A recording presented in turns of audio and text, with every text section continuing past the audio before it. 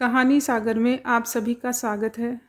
आज मैं आपको तीज पूजा के बाद सुनी जाने वाली लहरिये की कहानी सुनाने जा रही हूँ, जो कि राजस्थान में सुनी जाती है।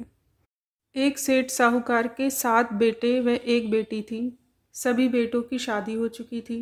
सेठ की बेटी अपनी शादी के बाद पहले श्रावण में तीज के त्योहार पर अपने पीहर आई। तीज के दिन साहूकार की बेटी की सभी सहेलियों के ससुराल से लहरिया व सिंजारा आया, परंतु साहूकार की बेटी के ससुराल से लहरिया नहीं आया। साहूकार की बेटी की सभी सहेलियां लहरिया पहनकर झूला झूलने जाने लगी। तब साहूकार की बेटी अपनी बड़ी भाभी से बोली, भाभी आप अपना लहरिया दे दो तो मैं अपनी सहेलियों के साथ झूला झूलने जाऊं। परंतु बड़ी भाभी ने लहरिया देने से मना कर दिया। साहूकार की बेटी ने अपनी सभी भाभियों से बारी बारी से पूछा, परंतु एक के बाद एक 6 भाभियों ने लहरिया देने से मना कर दिया। तब साहूकार की बेटी ने अपनी 7वीं भाभी से लहरिया मांगा। तब वह बोली कि बाईसा लहरिया तो ले लो, परंतु मेरे लहरिये का रंग खराब हो गया और फट गया तो मैं आपकी गर्दन काट कर आपके खून से लहरिया रंगूंगी। तब साहूकार की बेटी ने हामी भर दी। साहूकार की बेटी लहरिया पहनकर अपनी सहेलियों के साथ झूलने चली गई। जब वह झूले पर बैठी तो बरसात आ गई और लहरिया भीग गया और लहरिये का रंग खराब हो गया तथा झूले से उतरने लगी तो लहरिया झूले के पट्टे में अटक कर फट गया। साहूकार की बेटी डर गई। डरी सहमी साहूकार की बेटी ने लहरिये की तह बनाकर अपनी भाभी को लाकर दे दिया। भाभी ने कहा कि बाईसा अभी तो मेरे पास समय नहीं है, समय मिलते ही लहरिया खोल कर देखूंगी। भाभी ने शाम के समय लहरिया देखा तो उसका रंग खराब हो चुका था तथा वह फट भी गया था। इससे वह बहुत क्रोधित हो गई और बिना कुछ खाए पिए सो गई। रात के समय जब उसका पति आया तो उसने नाराज़गी का कारण पूछा।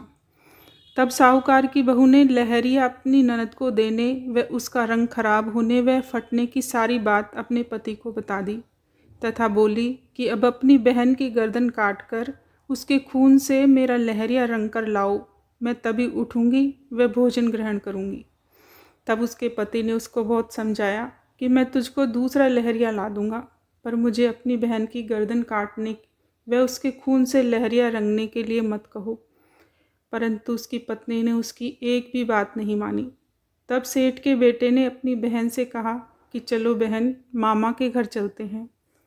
तब बहन बोली कि भैया मैं जानती हूँ आप मुझे कहाँ लेकर जाओगे, परंतु चलो मैं आपके साथ चलने के लिए तैयार हूँ। अब भाई बहन चल दिए। मामा के घर की ओर रास्ते में एक कुआं था। तब भाई ने कहा कि बहन मुझे प्यास लगी है, तुम कुएं से पानी खींचो। बहन कुएं में बाल्टी डालकर पानी खींचने के लिए झुकी। तब भाई ने तलवार निकाली और बहन की गर्दन धड़ से अलग कर दी तथा उसके खून से लहरिया रंग लिया। बहन का सिर एक गड्ढा खोदकर उसमें दबा दिया और अपने घर आ गया तथा खून से रंगा लहरिये को अपनी पत्नी को दे दिया। समय निकलता गया। साहूकार की बेटी के ससुराल से बुलावा आ गया कि हमारी बहू को भेजो। तब भाई ने बहाना बना दिया कि मामा के घर है और फिर कुछ समय पश्चात दोबारा बुलावा आया। तब भाई ने कहा कि बुआ के यहाँ है। जब भी ससुराल से बुलावा आता भाई बहाना कर देता। इससे उसके ससुराल वाले बहुत परेशान हो गए। तब ससुराल वालों ने अपने परिवारजनों को इकट्ठा किया और बहू को लेने के लिए उसके पीहर की ओर चल दिए। रास्ते में उसी कुएं के पास रुके और बोले कि यहीं हम बैठकर पानी पिएंगे और विश्राम करेंगे। उसके बाद यह कुएं पर नहाकर बहू को लेने के लिए जाएंगे। साहूकार की बेटी के भाई ने जहाँ उसका सर दबाया था वहाँ एक दातुन का पेड़ उग गया था। दातुन के उस हरे भरे पेड़ को देखकर सबने कहा कि नाई से कि नाई जाकर उसमें से दातुन तोड़ के लाओ, हम दातुन करेंगे।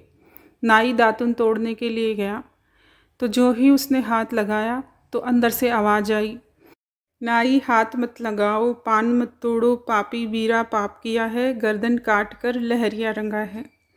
नाई डर के मारे वापस उल्टे पांव भाग कर आया।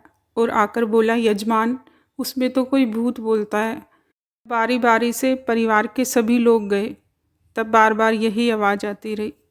तब अंत में साहूकार की बेटी का पति गया और बोला कि मैं देखता हूँ कि क्या है।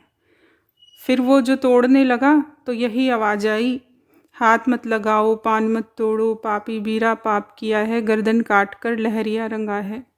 तो उसने झट से उस दातुन के पेड़ को उखाड़ डाला। पेड़ के उखाड़ते ही अंदर से उसकी पत्नी निकलती है। उसको देखकर कहता है कि तुम यहाँ।